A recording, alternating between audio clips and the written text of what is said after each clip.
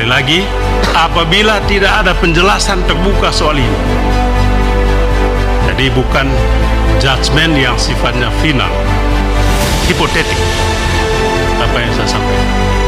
Apalagi setelah Ibu Sri Mulyani menyampaikan juga secara terbuka bantahan atas apa yang Pak Mahfud sampaikan.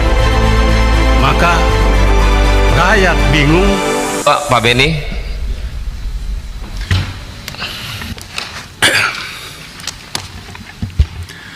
Terima kasih Pak Ketua,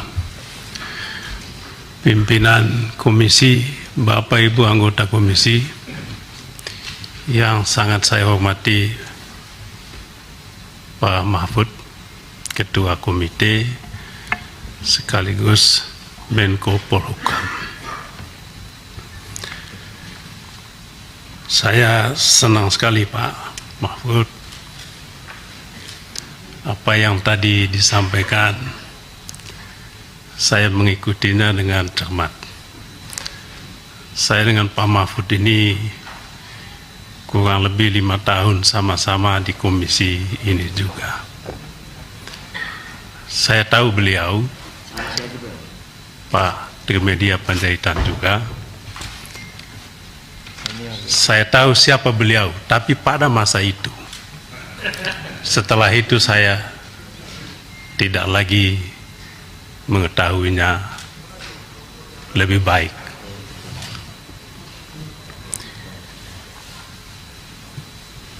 Anggota Dewan punya hak, termasuk hak interupsi. Itu diatur dalam undang-undang ini. Supaya jangan ada anggapan kita bikin-bikin. Yang kedua, hak bertanya. Kadang-kala Pak Mahfud tahu juga, kita bertanya seperti kala lagi polisi tanya klien, tanya atau jaksa tanya terperiksa.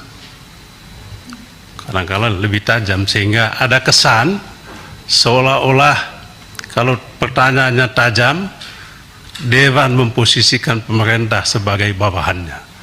Tidak demikian Pak.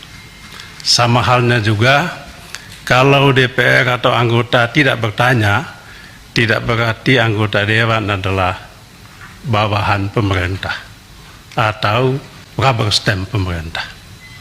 Tidak. Kadang-kala kita tidak tanya, kita amini. Yang kedua, saya ingin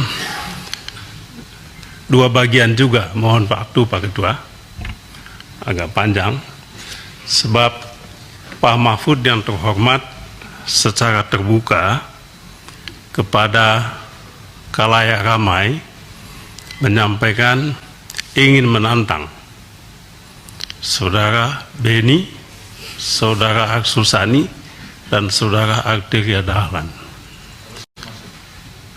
Saya pun menjawab, saya siap menantang. Terima kasih banyak. Bukan untuk siapa-siapa, untuk Indonesia, untuk rakyat. Jadi tidak ada prasangka, tidak ada masalah personal, saya dengan Pak Mahfud ataupun Pak Mahfud dengan saya. Saya menantang supaya Pak Mahfud buka. Supaya buka sejelas-jelasnya. Apa yang Bapak sampaikan itu tidak menjadi pertanyaan atau spekulasi atau analisa di publik. Spekulasi itu sangat jelek. Saya termasuk yang punya prasangka jelek atas apa yang disampaikan oleh Pak Mahfud. Sehingga secara terbuka saya mengatakan, apabila Pak Mahfud tidak menjelaskan ini secara lengkap, maka saya menengarai Pak Mahfud punya motif politik. Sekali lagi, apabila tidak ada penjelasan terbuka soal ini, jadi bukan judgement yang sifatnya final, hipotetik, apa yang saya sampaikan. Apalagi setelah Ibu Sri Mulyani menyampaikan juga secara terbuka bantahan atas apa yang Pak Mahfud sampaikan. Maka rakyat bingung, jangankan publik bingung. Kami yang anggota Dewan ini, apalagi oposisi Pak Mahfud, bingung juga. Malah saya tanya-tanya, oh senang juga kita Pak Mahfud ini, ada kawan baru juga.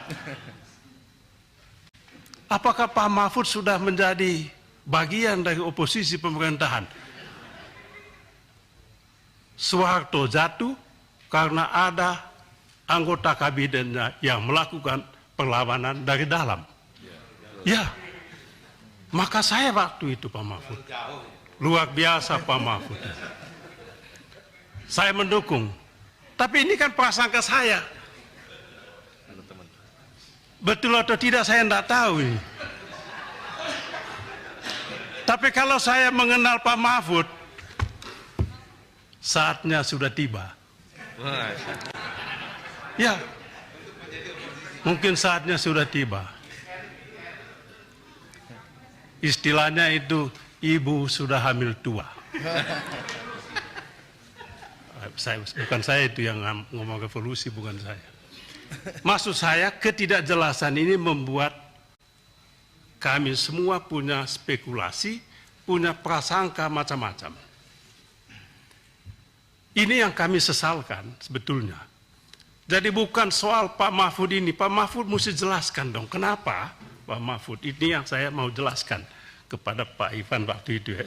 Saya tanya, Pak Menko Polhukam itu adalah ketua komite.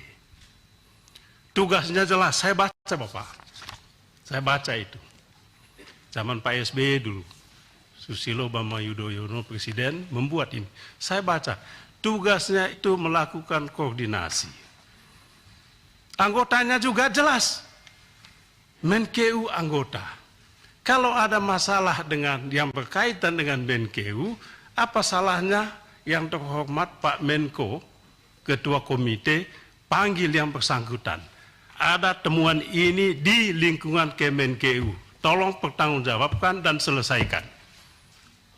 Itu dalam logika saya sebagai anggota dewan yang menjalankan fungsi pengawasan.